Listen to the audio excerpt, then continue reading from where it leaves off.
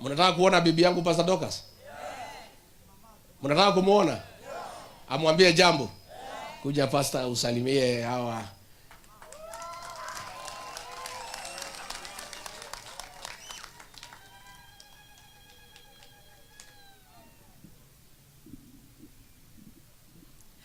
Bwana asifiwe. Andũ aitũ mũrĩega. Mũrĩega rĩngĩ. Ngai nĩ mwega na hĩndĩ ciothe. Our bishop na leadership ya kanitha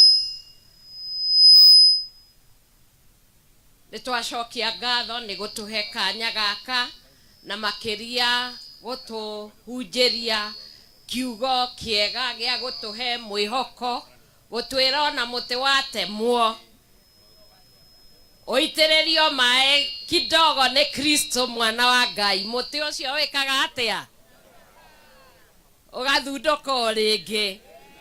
Na nĩkĩo tũracokia ngatho nĩ ũndũ wa Ngai gũtũmenyerera, gũtwĩka wega, na hoe mũno atĩ ona inyuĩ andũ aitũ Ngai athiĩ akĩmwĩkaga wega, akĩmũrathimaga, awafanye vyema, awabariki, awainue na watoto wetu wakue. Sisi kama kina mama tunasikia mbaya sana kwa saa hile watoto wetu wanatumiwa vibaya. Kweli si kweli? Saa hile watoto wetu wanafanywa abduction. Tunasema hiyo ikome. Kwa sababu mama anazaa mtoto wake, anamlea, na angetaka kuona huyo mtoto akiwa bibi ya mtu, akiwa bwana wa mtu, akiwa na boma yake, na akikuwa na aweze kutekeleza jukumu yake ile Mungu ambaye amempatia. Kwa hivyo sisi kama kanisa tutaendelea kusema ukweli, kwa sababu Kristo mwana wa Mungu ni ukweli na ndiye njia na uhai.